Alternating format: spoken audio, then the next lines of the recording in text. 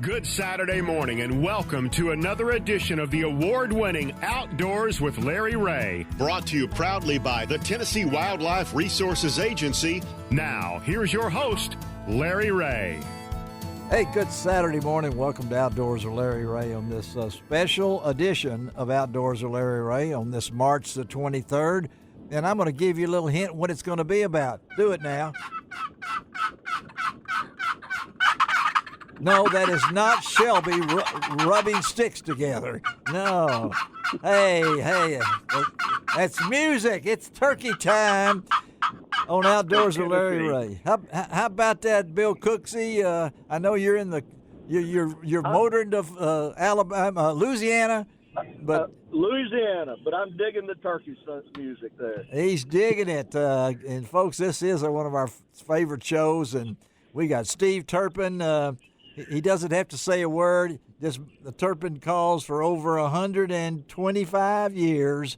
And then Russell Ginn from over at Rolling Thunder out of Somerville. Good morning, Russell. Good morning.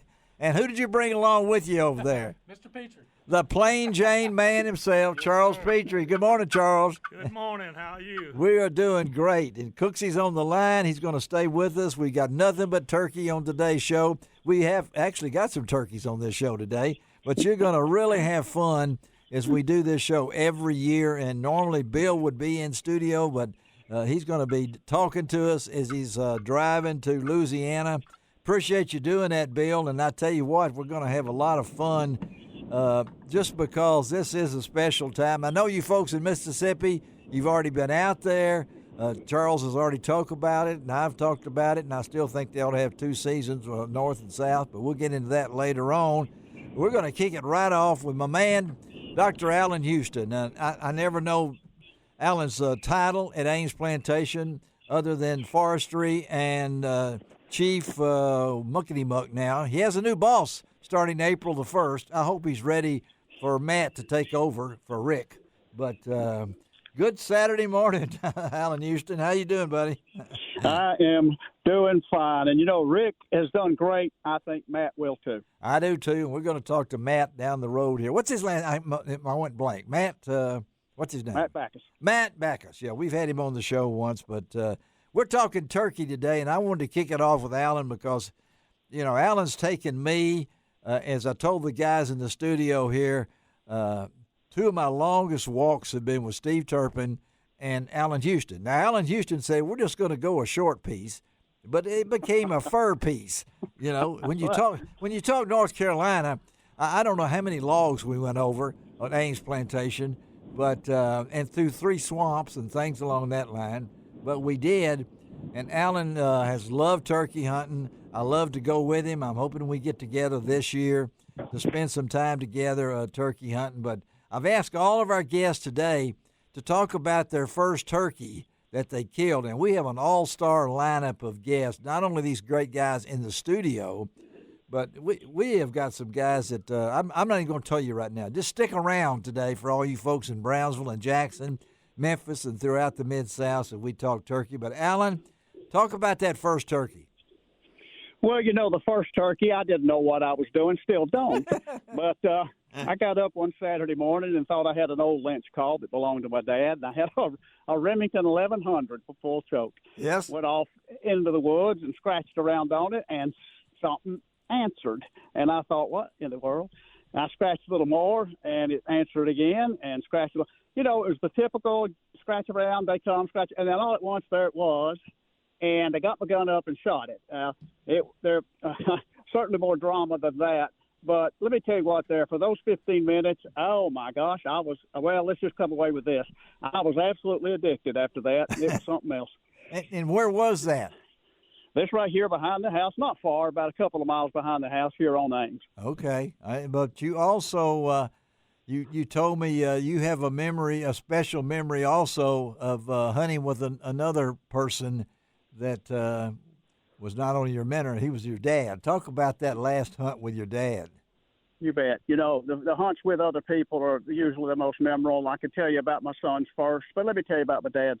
among his last, but his last was me. Yes. He'd been down here visiting, and Daddy was to the point where walking a long distances was just not going to work. And we'd gone from field to field and had some awful bad luck during the course of a week. He was going to have to go back 2 days away. And so I just parked him on a field, and I took off walking that afternoon. And finally, right at dusk, I heard one yodel, and I was close enough I had to stop.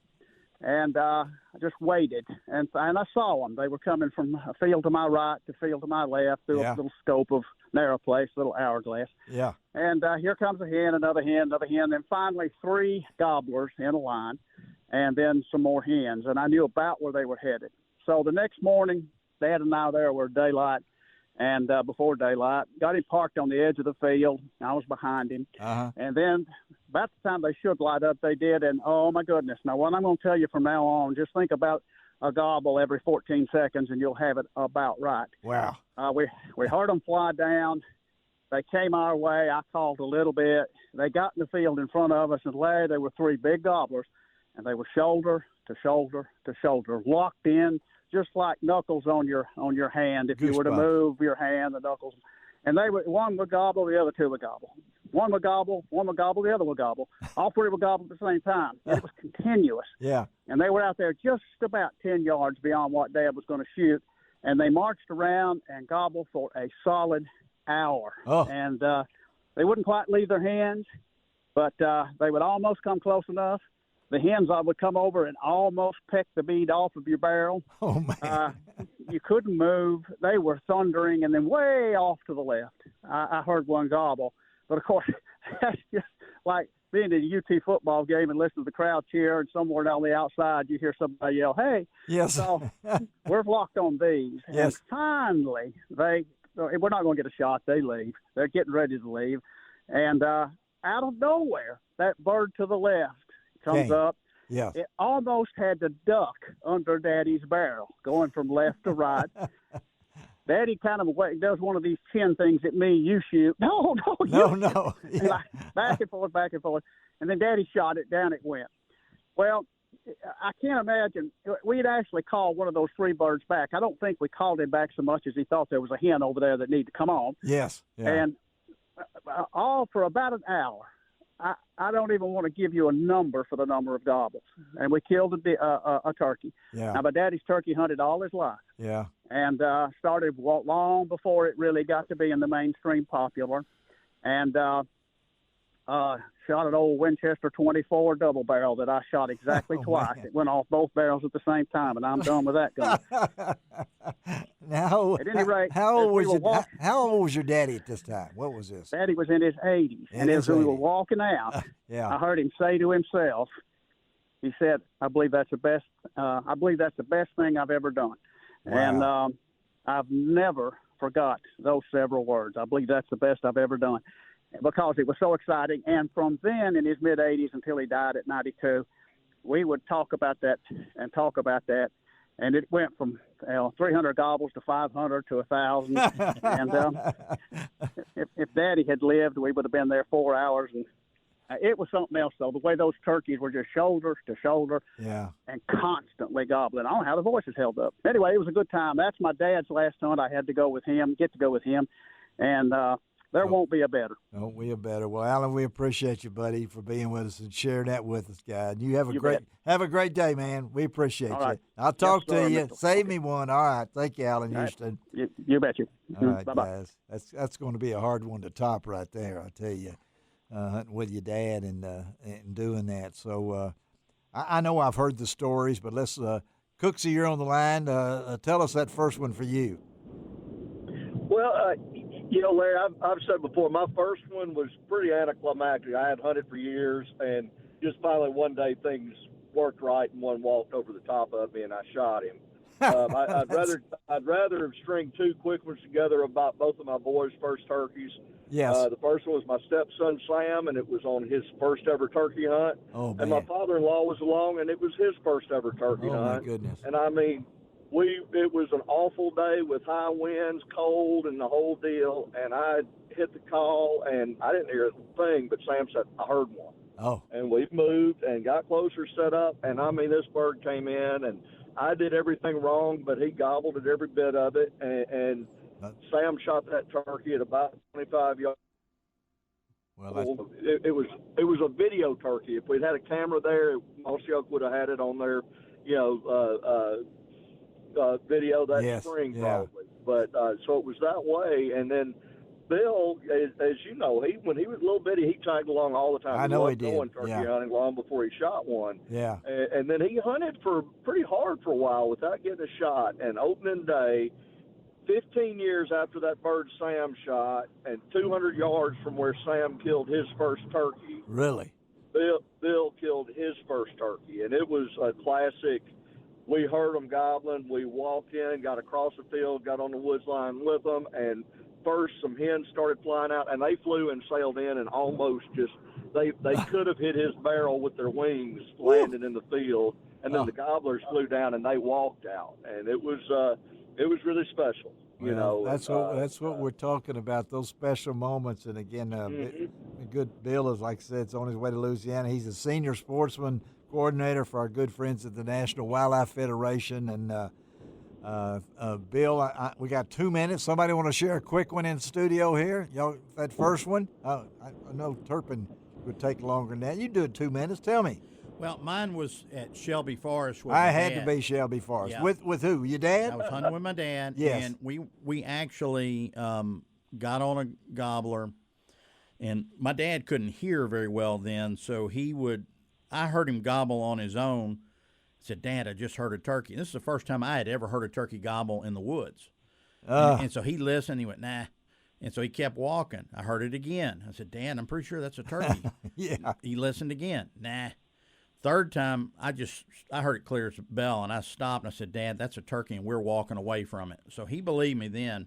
I hope so. Then we went towards him. We walked maybe 50 yards, and he heard him. Yeah. So we set up, and we didn't kill that turkey, but I had 3 jakes came in. Yeah. And I killed my first one, but he was, Dad was like, get your gun up. And then he told me, he said, hold your gun still. You could hear it rattling. I mean, it was rattling pretty badly. Yeah. And I said, I'm trying. And so I killed the one, and it just was a great hunt. And to show you how it's different from yesterday, everybody in the parking area was running across the area to come look at the turkey. Look at the turkey. Because they only killed a few hundred. I think it was 600 and something turkeys for the entire state back then. Wow. Well, that's what you're going to hear on today's Outdoors with Larry Ray. Those kind of stories and more as we talk wild turkey here on Outdoors with Larry Ray. We'll be right back. How about some music, Turpin? How about going? Come on, let's go. There you go. There we go. We'll be right back.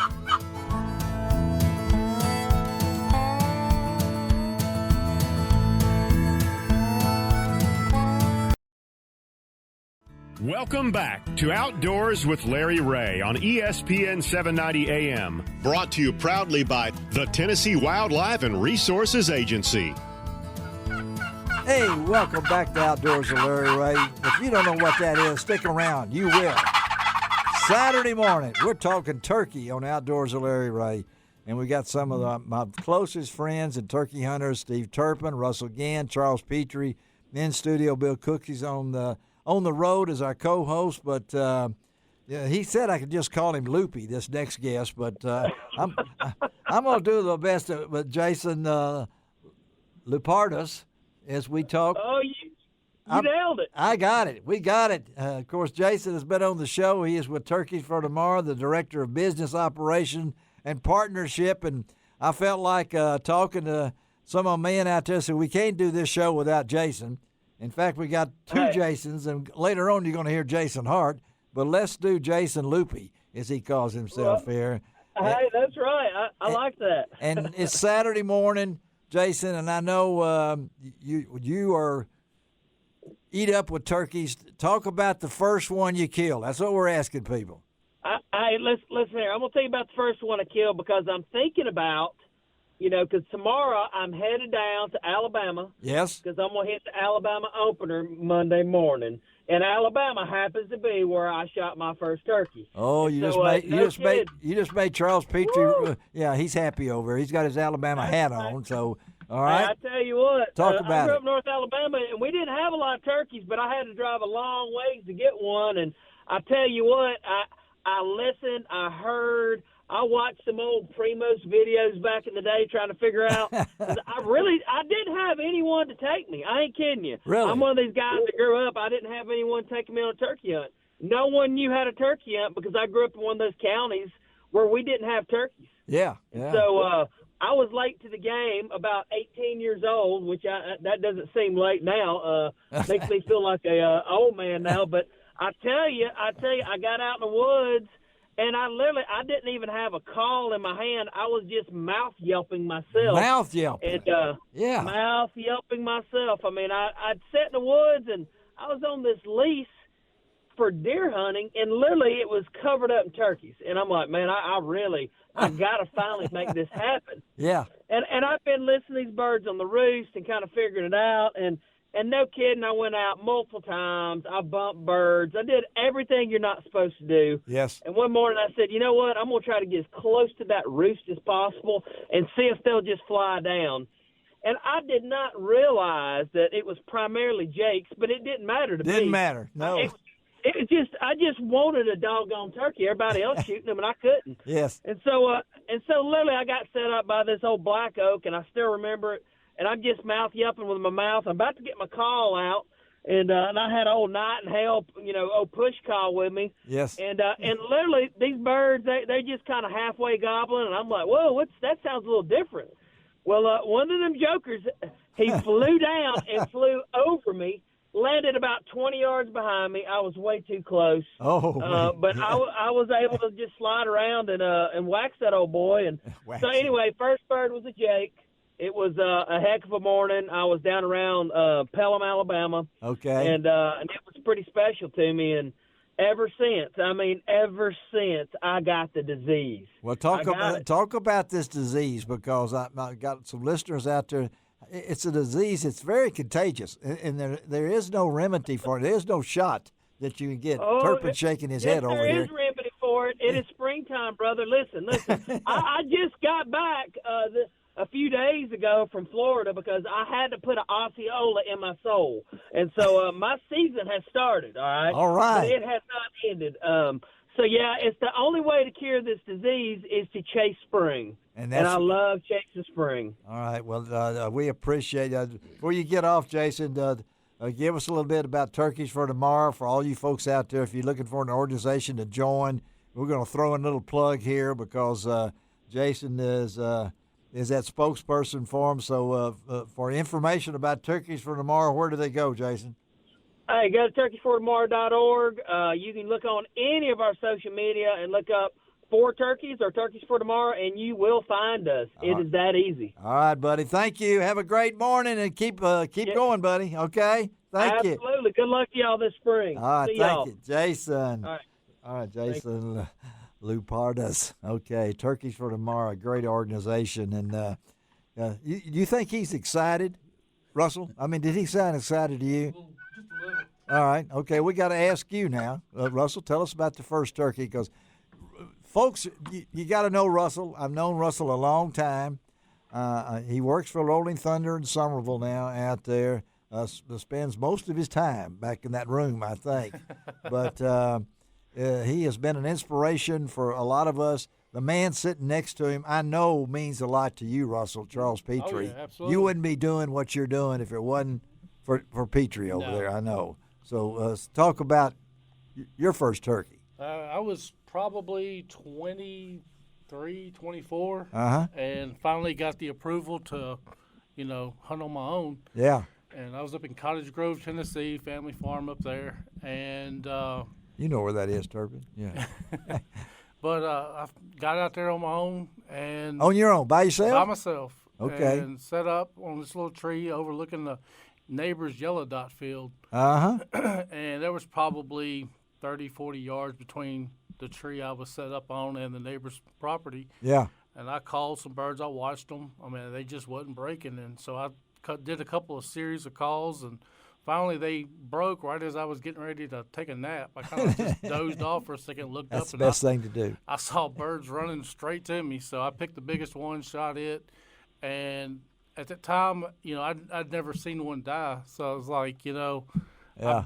I watched him flop, and he kept looking like he was going to get up. So I backed up 20 yards and shot him again, and you killed him twice, I then. shot him twice. Okay. 'Cause I was not letting this one get away, So Take no prisoners. no, Take no exactly. prisoners, Just give him two. You're going to hear my story in a little while. I shot mine twice too, but we won't go into that. But So about that time, I had a couple buddies that heard the first shot. yeah, And they come slipping up behind me, and Yes. they saw the second shot. They was like, "Look, if you're going to give them another one, back up to at least 40 or 50 yards. Just pepper." yeah. It did a number on him, but it got you into it. yeah, that hooked me right there. Well, I know that since then the man has made a lot of calls. Turkey's got one in his mouth over there right now, which I can't do and everything. But the Petrey over there has been a mentor for so many people, including me and the Plain Jane box call. You got two of them over there, don't you? Yes, sir. You got two of them over there. And I've got to ask you now. I'll be 81 in May. How old are you, Charles? I'll be 86 in June. 86 in June. So there is some experience in the room here. So can you even remember your first turkey call? I've got to ask you that. Absolutely. You can. Okay, where? It was in Alabama. Okay. I had a friend That down doesn't there surprise named me. Billy Dean, Uh-huh. and he said, I got a turkey yunker. Now, he was talking about a lynch call with rubber bands still on it. Oh, man. He yeah. said, you crawl over the fence over there and hide. They're down in the swamp, and when it gets daylight, I'll call them up here. So I go there, and I sit down in briars, and I didn't realize they were above my head. So they start gobbling, he starts calling, and the next thing I know, about 5 foot from me, one sticks his head up and gobbles. 5 feet. Yeah, and I think I fell all the way down on the ground. So he takes off going to Billy in the field. I've got a Ithaca 10-gauge automatic. I thought I could shoot him from here to China.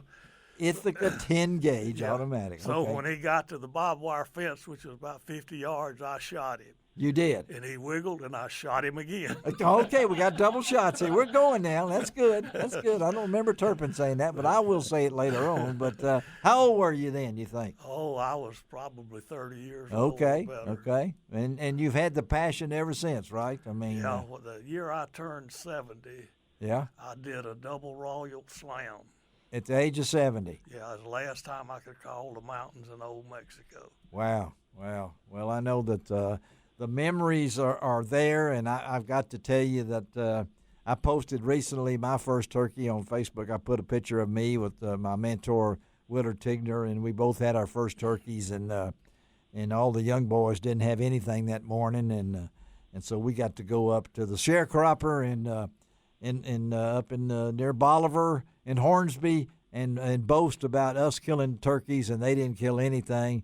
But I didn't tell them till later on that he shot his with one shot. We're hunting together. I shot mine, and all it did was sit there and look at me. It was just sitting there like he's sticking his tongue out at me. And Willard kept saying, "That turkey, it's just sitting there looking at you." I said, "I don't know what's going on with it."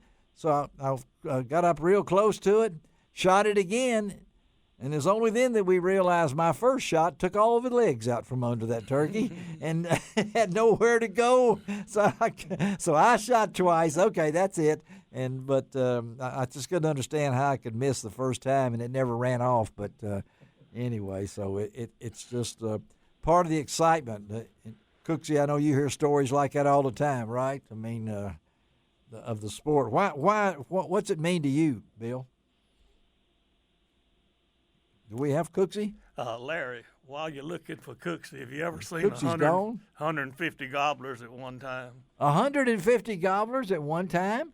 Ray and I counted 150 one afternoon down one draw in Alabama. Ah. I mean, in Texas, that was the worst gobbling I'd ever heard in my life. Are you serious? Yeah, you had to quit calling so they'd shut up. I bet every pacemaker in that county went off that time, probably. You know it? So, Yeah. and we lost Cooksey. We've lost Cooksey, and I guess he's on the road to Louisiana. But we'll get back to him. But this gives you an idea of what's going on today. We do want to recognize Steve Turpin's family because they have meant so much to turkey hunting, and somebody just went in the what? So my great uncle Tom Turpin was inducted into the NWTF Turkey Call Makers Hall of Fame. Wow. So that was a tremendous honor. That was a great honor. Mm-hmm. Yeah, we congratulate him. And then last Monday, I was at the Memphis Amateur Sports Hall of Fame banquet, and our own Gene Smith went in that Hall of Fame. So it was great. All right, Shelby, it's time to take a break. We'll try to hook up back with Cooksey if we can, but we got to get rolling on Outdoors with Larry. Maybe some music, guys. Let's get out of here. Here we go. We'll be right back.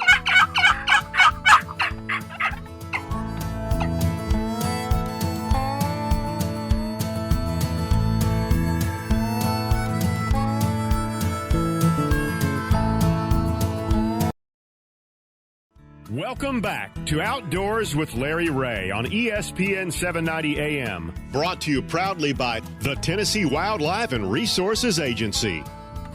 Hey, good Saturday morning. Listen to that music in the background. Oh, that's on my hit parade right there. That's right there. That's it. I love it. I bet some of these guys listening in right now have heard that sound before. Right, Daniel Hayes? Have you heard that sound before? That's right. Huh? Well, I've been Friday was Bob Dixon's birthday. And, Big as Bob. You know, yeah. Yep. And so, as you know, I've always been told from Uncle Bill and Dad and everybody that you were the very first writer to help Mossy Oak out and do an article in a business journal and tell the story. And,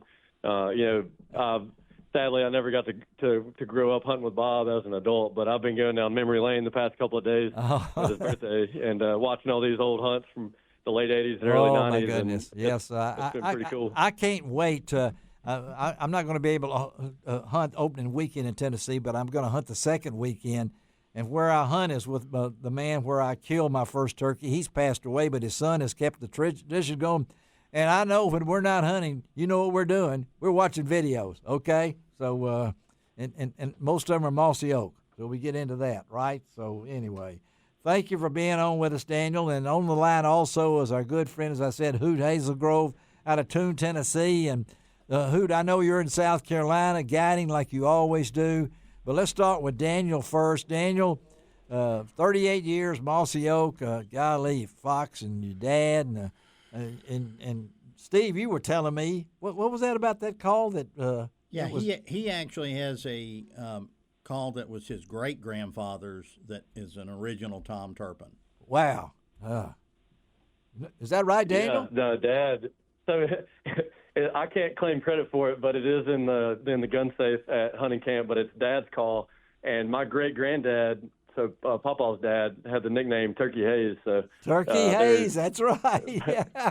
Wow. Well, talk about. I mean, you're the young guy in the group here. I'm not going to age everybody, but anyway, I know you've grown up around hunting. But talk about that first turkey for you, Daniel. Well, I'll preface that by saying that after hunting 5 days in a row to start Mississippi season, I don't feel so young anymore. I'm running running on fumes in the office. Yes. My first turkey.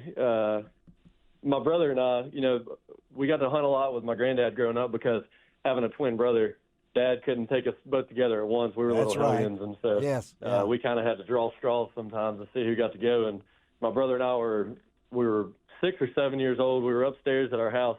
It was an afternoon, and we were playing the old Nintendo 64. Man, had a baseball dynasty going, and Dad had heard some turkeys on this old lease that we used to have called the Cotton Mill in West Point, and so every lease has a name. Neither one of us had killed a turkey yet, and I got to go. And Dad and I walked down the train tracks and slipped off in the woods, and I still remember it like it was yesterday. I can in there in old bottomland hardwoods, and turkeys came up, and one shot got them, ran out there, and my next.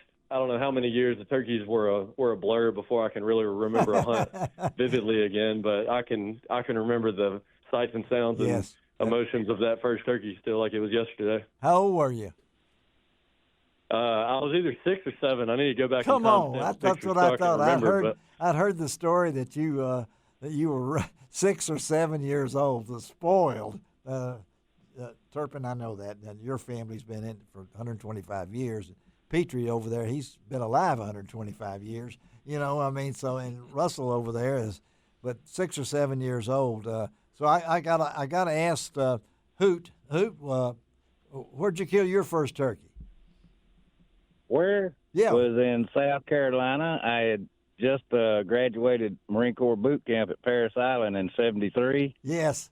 And I went home on leave before I went to combat training, and very few people turkey hunted. Yeah. And there wasn't that many magazine articles or videos or hardly anything. Yeah. But around 1975, I had the luxury of being able to hunt on several bases. Oh, that's one of the tips you got from being in the Marines. They gave you little tips like that, So well, sure. Yeah. But anyway, I had to actually. I just had to study them. I had nothing really to go by. I know Mr. Turpin there knows Frank Piper. I had a double reed mouth call from Frank Piper. Wow. And I actually went out and got lucky. Believe it or not, I think it was because I was making racket in the leaves as the reason the turkey come in. That's what. But if you wouldn't mind, I'd like to tell you about my daddy's first turkey. Okay. All right. Tell us this. You don't mind that, do you, Daniel? All right. Daniel, listen in. Okay, buddy. Go ahead. Go ahead, Hoot. Yeah. It was 1987. I'd done spent 2 or 3 tours overseas, and I was back at Parris Island. Yes. And I just kept harping to Daddy, y'all come down Easter, Daddy, let me take you turkey hunting. He had never been, ever. Ever, yeah. He and Mama got down, and Daddy and I hunted. I was a member of a club, and the turkeys were on the other club, and it just wasn't going to happen. And the local barber, of course, Marine Corps haircut, you could strike a match off the top of your head. That's right. He was a real good guy, and he told me, he said, take your daddy up to my place in the morning. The barber I got up told at 3 you. o'clock. Okay. Yeah, I got up at 3 o'clock. I go in the bathroom. Mama's in there putting camouflage makeup on. I said, what are you doing, Mama? I'm going with y'all. Oh, your mama was going with you. Okay, come on. So we got in the truck. We're driving, and I'm explaining to her all the don'ts I had learned so far. Nothing positive, everything negative. We got to the track of the land. Me and Daddy slid out. He loaded his gun. Mama slammed the door, and I eased over to Daddy. I said, I just don't have a good feeling, Daddy. We walked in the woods about 100 yards, and an owl hooted and 3 turkeys gobbled. We got up what I consider just above them, and I built Mama a nest. A big nest. I said, Mama, go to sleep. Just go to sleep, Mama. Go to sleep. Got next to Daddy, and I tell you, his clothing at that time was a green Marine Corps fatigue jacket and blue bib overalls. Oh, he did. He wasn't wearing mossy oak, Daniel. Did you hear that, Daniel? I mean, he wasn't wearing mossy oak then. So different era. But anyway, different era, Daniel. Okay, all right. I tree up, and one of the turkeys gobbled, and I just whispered to Daddy. I'm his teacher. He had taught me how to hunt everything we had available in West Tennessee, but this is new to him. Yeah. I said, I'm not going to call again until he gets on the ground, Daddy. And here's Daddy. All right, about that loud. I mean, and I'd look back at Mama, and she's sitting there grinning and waving at me, and I'm going, oh, please read my script. You got to. So this went on for about 10 minutes, and I heard a real hen walking toward they had got on the ground and was gobbled once or twice. She was going toward them, and I said, Daddy, I just can't compete with her. I'm not in that league yet. Yes. And I was easing my head around, and the turkey hunters will know what I'm fixing to say. They'll understand. To check on Mama, and there stood 2 longbeards, never opened their mouth. They came in from behind us. And at this time, Daddy was, it was uncomfortable. We didn't have seat cushions or nothing. And he was kind of mumbling loud, and I'm going, no, to your left, Daddy, to your left, to your left, to your left. I don't know how he got the gun turned on those turkeys. He killed one. I ran to it. I'm about to throw up. I don't know how to say that nicely. I hadn't on the radio breath of air in over 3 or 4 minutes. Yes. and Mama's still in her nest waving at me. I'm standing over the flopping turkey. Oh, man. Daddy walked up and started laughing so hard he had false teeth. Oh, they come on. fell Come out on now. on Come on. the ground. Now, Daniel's Okay. listening to this. You getting this, Daniel? You understanding this, Daniel? This is this is Well, Yeah, I feel like I don't belong on the same turkey story. No. You're majorly outdone. No, you've outdone it, and but I got to ask you, Daniel, you've grown up in the turkey hunting family. You just heard this story? That's why we turkey hunt, right, Daniel? I mean, this is for memories, right? I mean, that is it. And before we get off, I want to take the opportunity to say it on here. We've got a project that I think I know will be really special to you and anyone else that's listening here. And we haven't announced it publicly yet, so this is actually the first time that it's been do mentioned. it, man, do it. For the past 3 years, we've been working on a video about. We got Colonel Tom Kelly and my granddad, Mr. Fox, together for a turkey hunt 3 years ago, and come to. By this point, Colonel Kelly's almost 97, my granddad's almost 94, and through everything we've tracked down, they're the only two guys from turkey hunting's greatest generation that are still alive, that began hunting before 1944 when turkeys were almost extinct, that have hunted in perpetuity into now. And so what we were working on has turned into the first ever feature-length documentary in Mossy Oak's history. So it's over an hour long, and it chronicles the history and revival of turkey hunting, the wild turkey population, and kind of weaves and is told through the life stories of Tom Kelly and my granddad. And we're next Wednesday, March 27th, we'll have the trailer released from that on Mossy Oak social media, and then on Wednesday, April 3rd, the next Wednesday, we'll have the full-length video launching on Mossy Oak's YouTube channel that Wednesday night, and it's incredibly special, and I can't wait for you and everyone else to see it. All right, man. Yeah, and I just can't wait to see that. And too bad we didn't have video for Hoot's day with his mom and dad, and that would have made a sequel probably. That may make a TV series. I don't know. It might. But so that's next Wednesday, the 27th, and then the 28th right after that. Is that right, Daniel? Yeah? The 27th Wednesday is the trailer, and then the week after that, April 3rd, the next following Wednesday, that sounds will be the great. full-length video. Man, thank you for letting us know that, folks. Yeah, right here on Outdoors with Larry Ray. Appreciate both you guys. Hoot, thanks for the great story, and Daniel, thanks for what your family has meant to the world of turkey hunting, and not just that, but everything, from a little bit of dirt to where it is now. Thank you, buddy. Tell everybody hello, okay, from the old-timer up here in Memphis, okay? Yep, Larry, Hoot, Steve, good luck in the woods to all y'all this spring. Yeah, same to thank you. All right, Rick. See Really you. appreciate it, man. See you, Hoot. We'll get when you get back, okay, man? Bring your saxophone. Come on in, all right? Okay?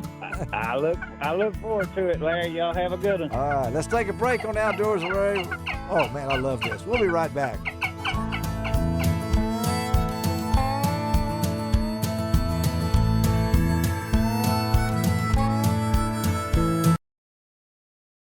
Welcome back to Outdoors with Larry Ray on ESPN 790 AM. Brought to you proudly by the Tennessee Wildlife and Resources Agency. Hey, good Saturday morning. Welcome back to Outdoors with Larry Ray. I'm surrounded by turkeys. They're all over the place. Me and Shelby are sitting here surrounded by turkeys, callers in that. So we're still trying to hook up with Jason Hart with Mossy Oak and hopefully get him on. But if not, I'm pretty well covered in studio with Steve Turpin and Russell Ginn and Charles Petrey over there. And I know that these guys have meant a lot to me in my career. Of course, I've hunted with Steve and known him for a long, long time. And then Russell's story is been well documented. That how long has it been, Russell, since you lost your legs?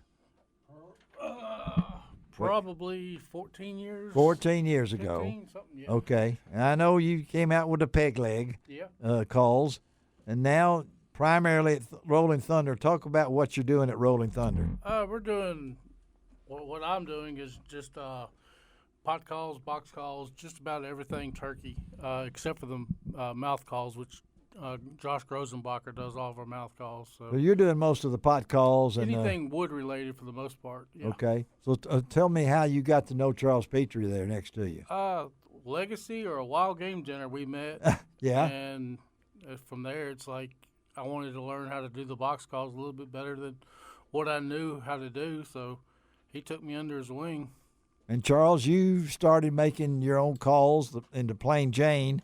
I don't know who's Jane. I mean, I don't know who she is either. You just picked the name out. I mean, so you don't know a Jane. No, okay. I don't know a Jane. Okay, all right. It just sounded good. I right? wouldn't admit it if I did. Okay, it just sounded good, right? Okay, yeah. But box calls. Why box calls? Well, I've always loved to use a box call. I use a mouth call too, a slate, a little old box pick that you just cluck on. Any of it works. Scratching in the leaves works better than anything. Well, what about this guy next to you, Russell? What about? Well, the relationship, because I mean, you know. I think you actually got us together. I think I did too. I was waiting for somebody to say it, but all I can remember was Plain Jane. I remember you calling me, and yes. And Russell and I got together, and I had everything set up out there in the shop to make each step of making a box call. And he and I started making some together and trying to improve on them. I think he's got a single side box that he made. I never could make one of those. But Russell, now the pot calls. So and I know Turpin's over here. He's got the trumpet call. I mean, that's the Turpin signature. Yeah. So we're actually, everybody's making a trumpet these days, and so all the modern trumpet calls are in essence copies of ours. It is, isn't it? Yep. Really? Yeah. Change the internals a little bit or the outside, and it's in the old days they would generic term for any trumpet was Turpin Yelper as a style of call, just like you have a Turpin box. Yeah, yeah. But now you also are doing some box calls. Yeah. I do box calls and the trumpets. But the trumpets, I mean, you got people all over the United States using a trumpet. Oh yeah, yeah. It's amazing. I mean, and you're a one-man operation, right? You don't have a corporate headquarters, and you don't have a director of marketing and things along this line. No, you are it. I have a one-car garage shop, so yeah. But so it's important to you, isn't it? It is. I mean, the legacy, when you think about 125 years, and you talked about your grandfather and your uncle was what? That's right, great uncle Tom, and then grandfather Emmett, and my dad Hunter Turpin. Yeah, I know when we get Jim Spencer on the line, I'll probably just turn it over to Spencer and Turpin here, because they'll start going. And to me, that trumpet is not easy. And I played trumpet 13 years, but you don't play that thing like I played my trumpet. Yeah. Well, it's funny. Some people are naturals with it, and other people. You're sucking in. You're sucking in on it. Yeah. And then other people pick it up real easily, and some people struggle at the beginning. But the ones that have stuck with it, some of them, I would put them up against anybody in the country now, because they've learned. It's kind of like the first time I ever tried to call on a duck call. I was terrible. And finally you figure it out. Yes, yeah. Well, I know that I've been a box call guy and a slate call guy, but I never could master what Russell's got in his mouth over there. I mean, it was just an impossibility. Now this, I brought this in to show you. This is actually a World War II era Tom Turpin. That is a World War II era. Yeah. Yeah. Yeah. All right.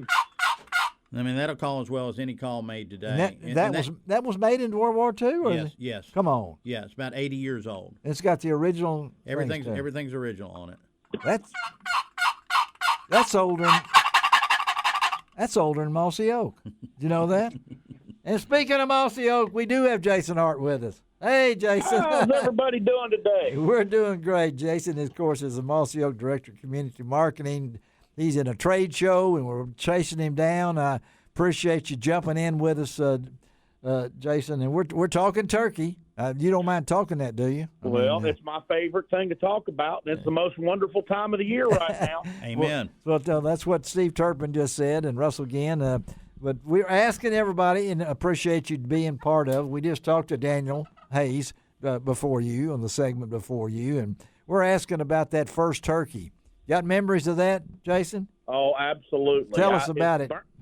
Well, I was 17 years old. Oh, man. And I had been turkey hunting a few years. I never had a mentor to take me turkey hunting, so everything I learned was from VHS tapes and reading hunting magazine articles. VHS tapes. Now we're really finding out. Yeah. So back as a kid, I got my hands on everything. I never had a turkey hunting mentor. And anyhow, I started turkey hunting when I was about 12. And back when I was growing up in South Carolina, we didn't have a lot of turkeys in the various places I went to. So I'd be on one of my hunting clubs, and somebody'd say, well, we saw a hen back in that field back in January. Yeah.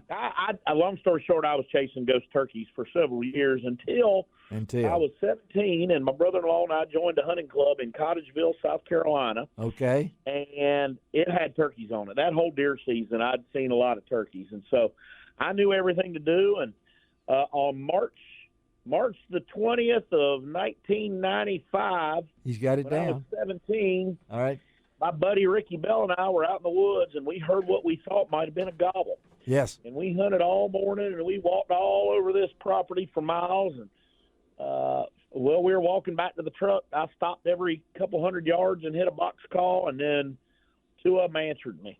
Two of them, and okay. We slipped in the woods, and I pulled out an old Quaker Boy double-face glass over slate, did everything I learned in the videos.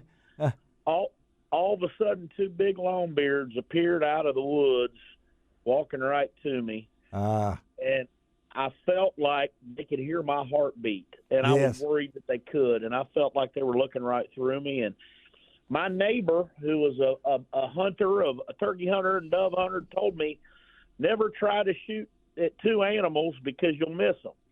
So I focused on the lead one, and I pulled the trigger. And when I pulled the trigger, the second one took two steps and fell over. So back then it was legal in South Carolina. And so the first time I'd ever seen a dead turkey in person was the two that I'd walked up and shot. And, buddy, that changed the course of my life to this day. It did, didn't it? I mean, because today you do chase them, Jason, right? I mean, well, I've been known to chase them, and I get pretty mad at them every spring, and I've been fortunate enough to chase turkeys in every state in America that has a huntable population, except for Alaska and all over Mexico and all over Canada too, and I sure love it. That's amazing, and the passion. What's the kick that you get out of this? I mean, I can feel it in your voice, but for my listeners out there, again, we're talking to Jason Hart, Mossy Oak Director of Community Marketing, and what is the kick? Several things. It's, the hearing a gobble in the woods, hearing a wild turkey gobble is one of the most amazing sounds in nature, and I don't know what it does to shake hands, somebody's boys. brain. Yes. But it literally, when you hear one gobble, it's like magic, number one. And then number two, as opposed to different kinds of hunting, about the closest thing I can think of is elk hunting, but turkey hunting so much more, is that you're having a conversation with this wild animal, and it's a chess match. Yeah. And you completely have to think, and you have to be focused on what's going on.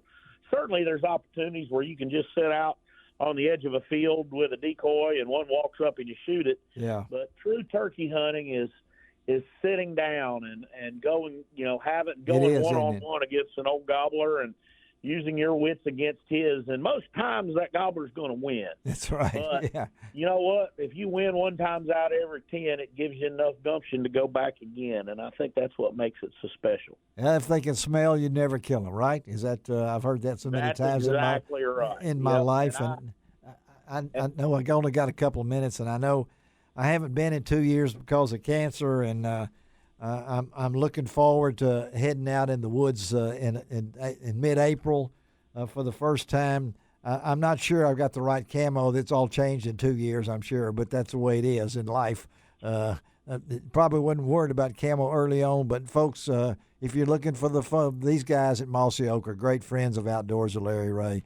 All the good friends. That Carolina bunch was a good friend of me. came about really helped me out, Jason. I want you guys to salute you.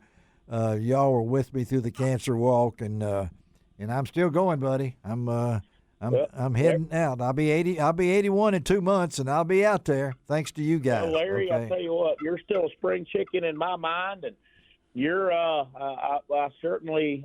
very we've been very aware of your courageous fight with it, and I tell you what, I'm glad you're still fighting it, and I think getting out there in the springtime will be some good medicine for you. Oh, I can't wait. You're the doctor, man. Thank you, Jason. Okay. Thank you. Stay in touch, Larry, buddy. Have a great weekend. All right, buddy. Appreciate you. Okay, Jason Hart. Now let's take a break with more music. Oh, boy, this is... Go on, Petrey. There he goes. We'll be right back.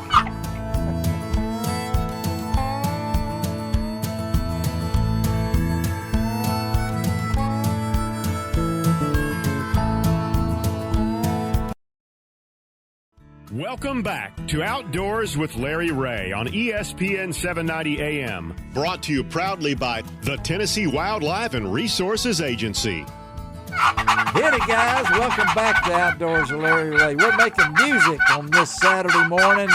Good morning to all you good folks in Brownsville, Jackson, Memphis, and throughout the Mid-South as we talk turkey on this special Saturday morning every year. And we have, again, Russell Ginn, Steve Turpin, and Charles Petrey in studio. We did have Bill Cooksey on the line, but he was heading to Louisiana, and I guess when he went across the border, they cut him off, so we don't have him. But I know when I put this show together, I said this one could be a real good one, or it could go down in history as the last one. I don't know, because we do have two of my favorite people to talk turkey with on at the same time, and they're both allotted certain times, and I'm taking into their time right now, but that's our good friend Jim Spencer. Good morning, Jim. Hello, Larry. How you doing? All right, and of course we got Dr. Bobby Dale. Good morning, Bobby. Hey, Larry. How are you, bud? Let's talk turkey. Let's Bobby.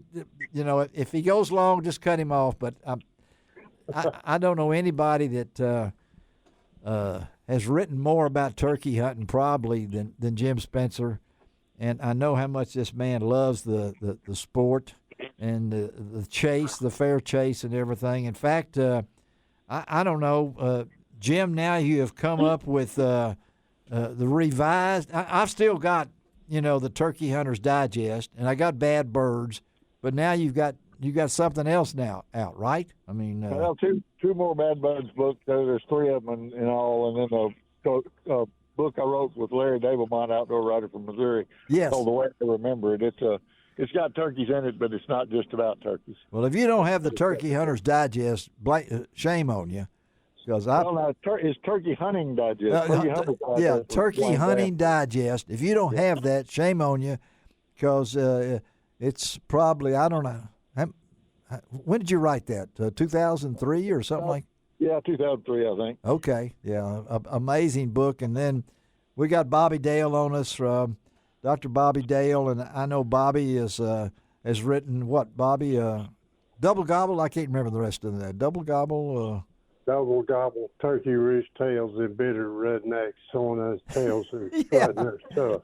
I love the name. And everything. But we're asking these guys on the show today, and Jim, we'll go with you first, about that first turkey and why the passion for turkey. Tell us about that first one.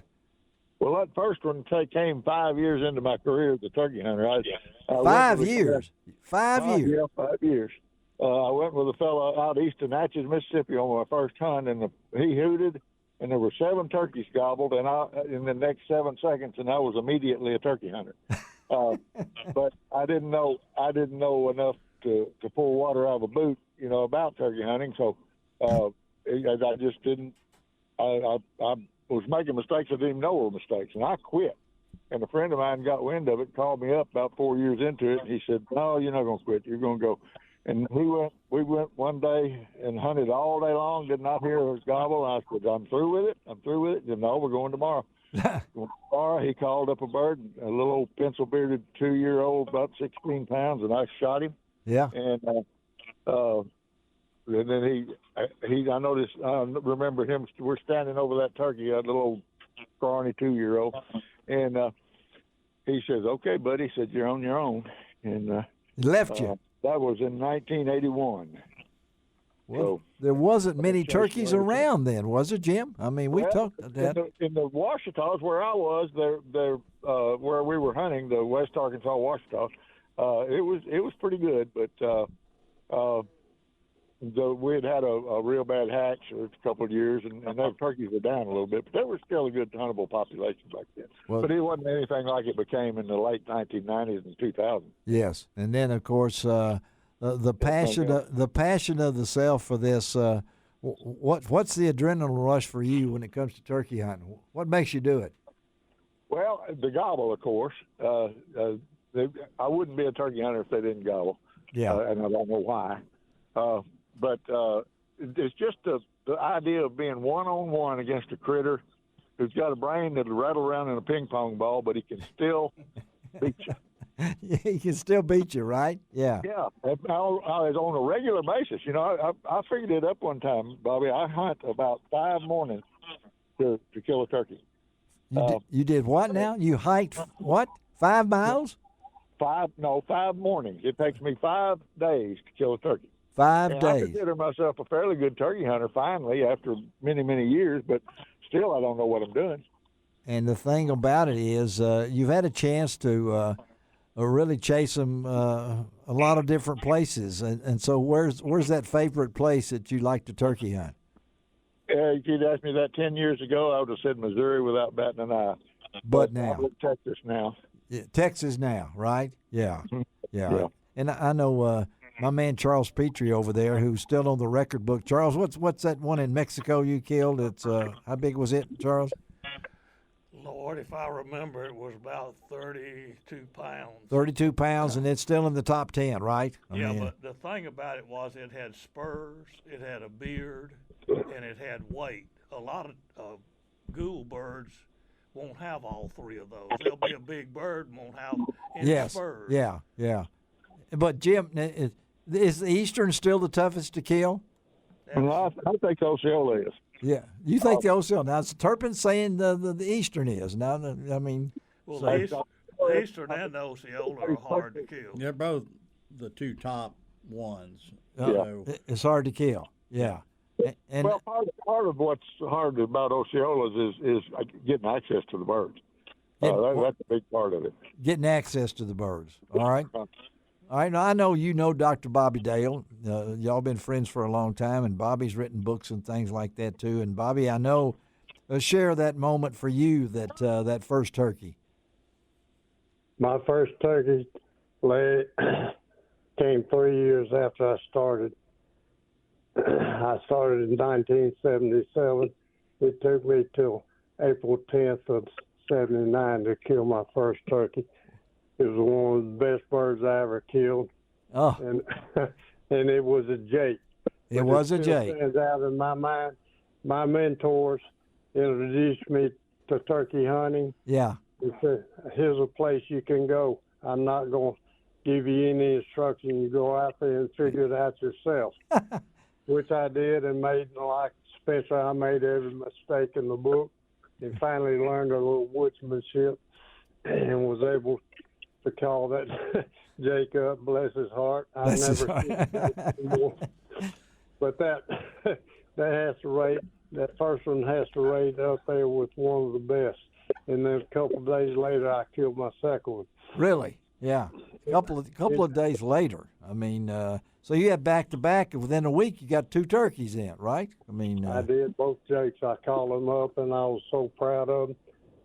Well, and then what? After that, I said, this is not fun. I want to kill big birds. So, anyway, I started passing up jakes, and I had the opportunity to kill in my career several pretty good gobblers. Yes, you did. Yeah. And I know Jim, getting back to Jim Spencer, our good friend up at Calico Rock, and Jim, when you put the book together, the Turkey Hunting Digest, I know that had to be a work of love, but it's been such. I mean, folks are still buying it, Jim. I mean, it's an amazing thing. I don't know how long it took you to write that thing, but it's such a it's almost like if you could get it in a compact form, we'd put it in our backpacks.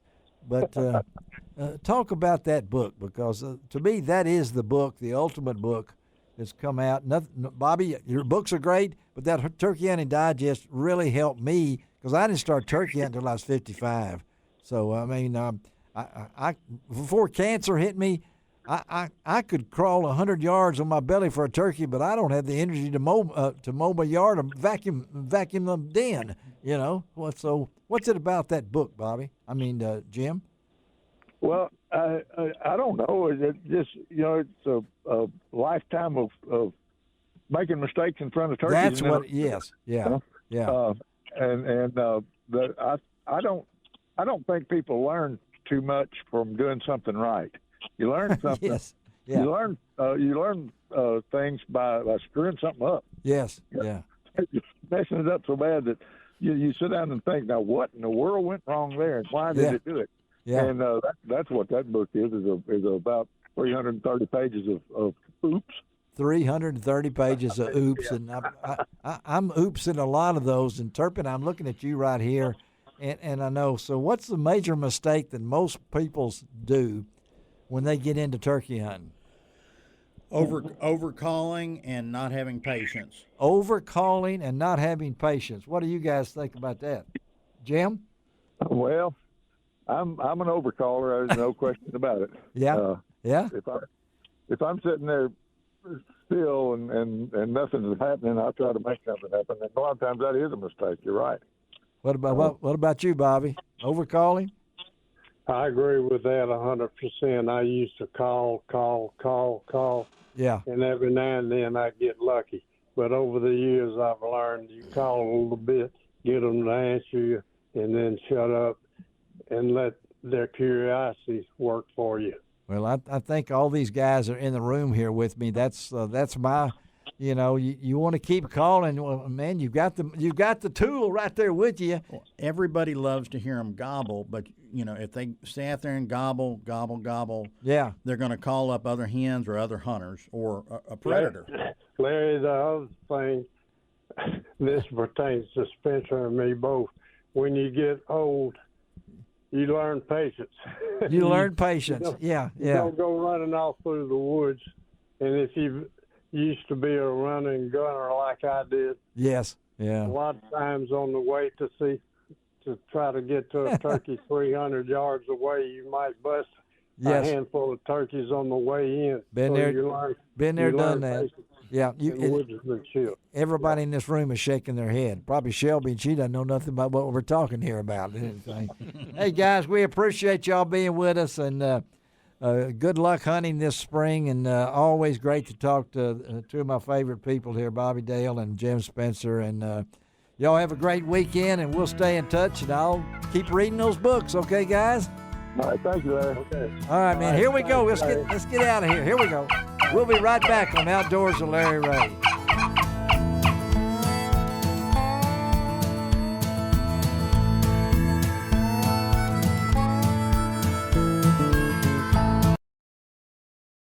Welcome back to Outdoors with Larry Ray on ESPN 790 AM. Brought to you proudly by the Tennessee Wildlife and Resources Agency.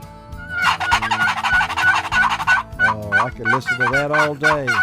I told you I can't. I've never been able to master the mouth call, and I've seen lots of guys driving around town, and you roll your window down, and they're playing the mouth call. Now the person next to them doesn't have any idea what they're doing over in that car, But I'm not a mouth call man. All right. I used to sell insurance, and I had one of my trumpets up there, and a guy came in and said, "What's that? A crack pipe?" A crack pipe. That's what he thought it was. Oh, my goodness. Anyway, and that's Steve Turpin, of course, with his trumpet around his neck. All right, we're trying to get Mike Giles. We're trying to get Billy Yargus. If we can't, I still got three of the best in the room right here that we can always talk about turkeys. And so I'm going to ask you right now, does certain calls work better for certain birds? So let's talk. Now, the basic calls, I would say, is the box call, the slate call, or what do you call that, pot call? I mean, or you have the mouth call, or you have what the Turpin family is noted for, the trumpet call. Now, do you use any of these work better for certain birds? So, go ahead. No, we'll go around the room. I found out, and I can't use it, that Turpin call or the wing bone call. Okay. That'll work when nothing else will work. When they're call shy because they've heard all the others, that will usually call them up. Okay. All right. The other thing that'll call them up is just taking a nap. Taking a nap? Just lay down and wait on them. Have you done that before, Charles? I have, and they wake me up. I woke up one time, and there was 2 longbeards coming right between my toes. While you were asleep? Yeah, and when they... Well, that happens in deer hunting, too. I hate to tell you that, too. But that'll happen in anything, you know? When they went down in a little dip, I got my gun up, and when they came by, I missed them 3 times. So, Russell, what do you think? I kind of prepare for, like, situations like weather. You know, if it's going to be rainy or something like that, I might go with something that's going to be a little louder. Okay. Instead of using, like, a box call or something like that, I'll use, like, an aluminum call or a glass call, something that's, you know, I can get loud on, but I can also get quiet. Okay. Yeah. What about you, Steve? So a turkey is crazy.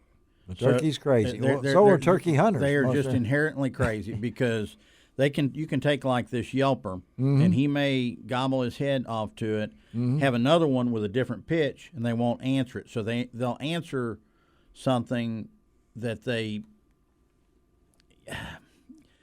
really it varies from day to day. I've heard you slam the door and they'll answer sometimes. Yeah. They might on your truck. They might answer one pitch over another on any given day, and there's no rhyme or reason to it. They didn't.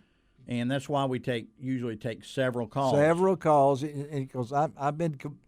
Somebody said I look like a panhandler going in the woods. Well, I can think of one turkey right off the bat that the only thing he wanted to hear was the left side of my box call. The left side, not the right side. Not the right side. The only thing he would gobble to was the left side, and so that's what I gave him, and that's what got him killed. Yeah, I had 3.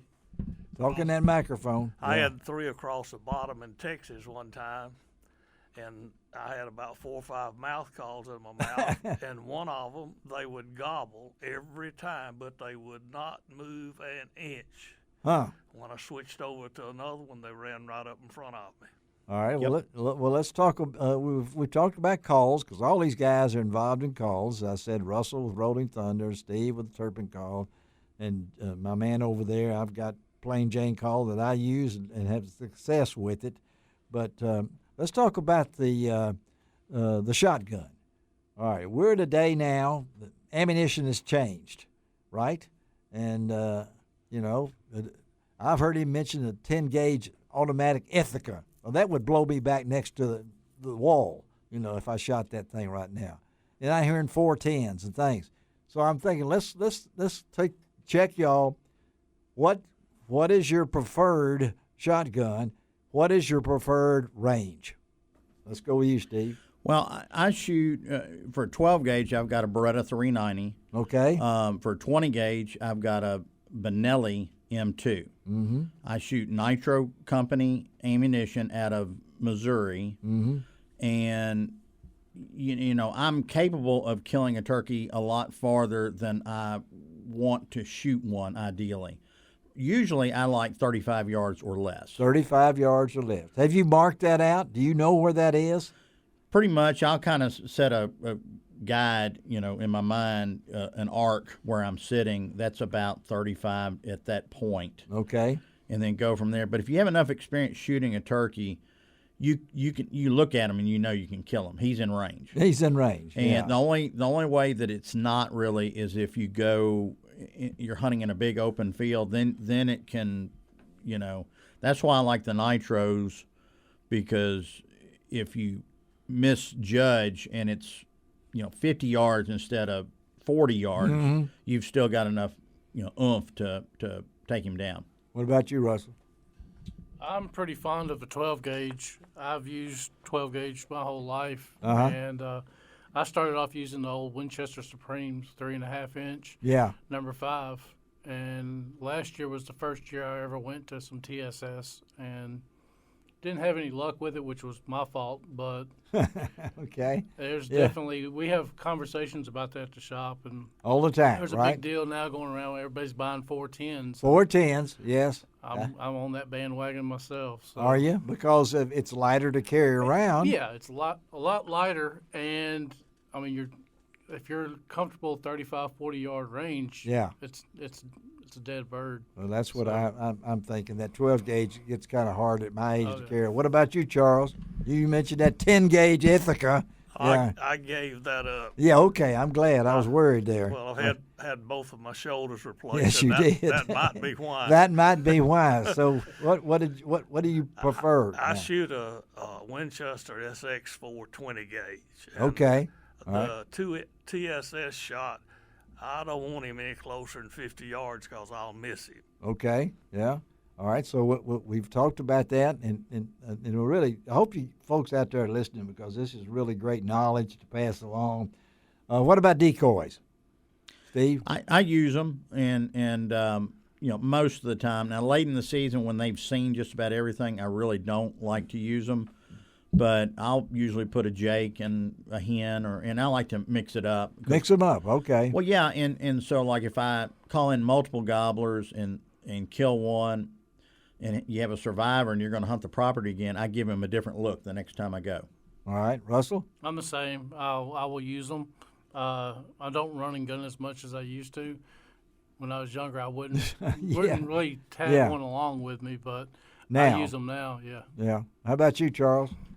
That new one they've got out that's there's always a new one, Charles. A gobbler in strut that you put a real tail on. Yes, yeah.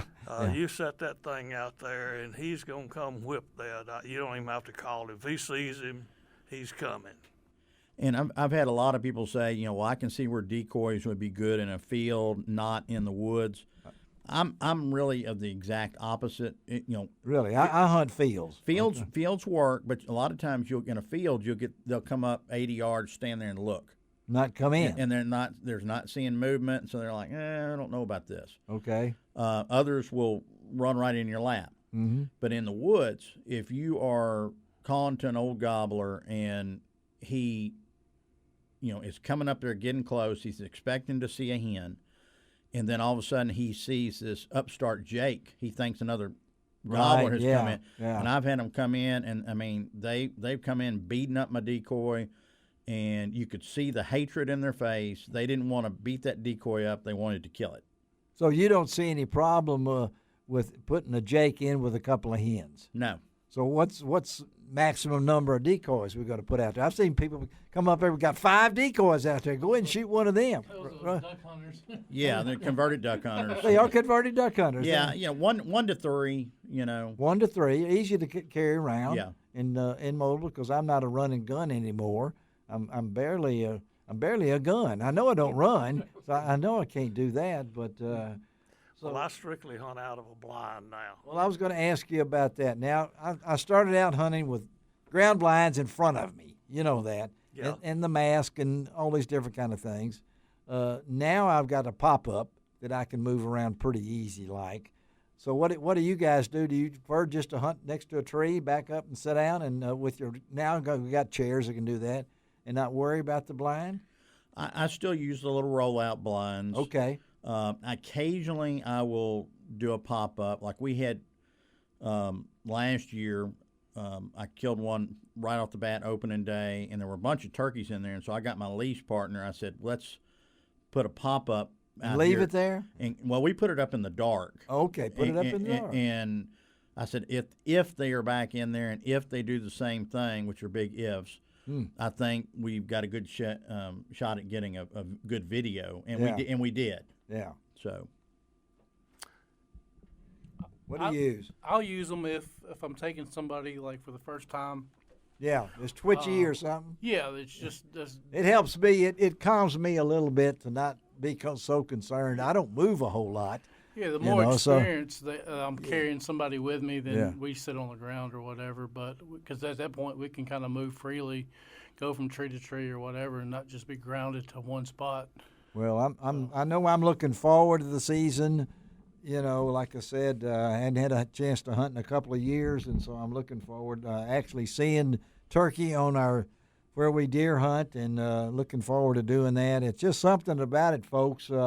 There is no age limit for deer hunting, okay? We just heard what did Daniel Hayes said, 6 or 7 years old, you know, and then here's me and Charles out there, you know, some of us like that. But anyway, I appreciate all you guys being in the studio this morning. Shelby, thank you, Shelby McCall, taking care of us, and all of our guests. We'll try to hook up with Billy Yargus and Mike Giles, because Mike's one of those interesting guys that can make calls just using his voice. But Turpin did say he does have one of his calls, and so that. And of course, I was at a wild game dinner recently, and a young man came up to me and told me he was Robert Clift's nephew, and the great Robert Clift, the last call. I've got one of his, and I hate to take it in the woods. I'm sorry, and I don't know how many calls that man over there with the A on his hat has given away, and I appreciate that, Charles, that you've given those away. But at the same time, we want to wish everybody a safe hunt. That's the most important thing. This is an observation for me, because I've had people kill birds that I was calling. I've had people walk up on me, behind me, things like that. Turkey hunting is a sport that you got to be aware of what's around you and watch and take your aim and be careful, safety conscious, right? Be careful out there, folks. I just saw the other day, and I posted it on my site. Young man got shot down in Mississippi. Yes, he did. Yeah, and I think he's going to be all right. But you can't take back shot that in the back. shot. Yes. Yep, shot in the back and pellets. He ran the picture of it. Thank you guys for being with us, Shelby. Thank you. And let me tell you about next week's show. Frank Barton and John Gordon will be in studio. We got a lot of surprise guests. There won't be any turkey hunting. I might try to get Mike Giles on next week just because we couldn't get him. And Billy Yargus, we'll try to get him. But I appreciate all the other guests coming out here. And as I do every week, I say it doesn't cost an extra cent to be a good sport.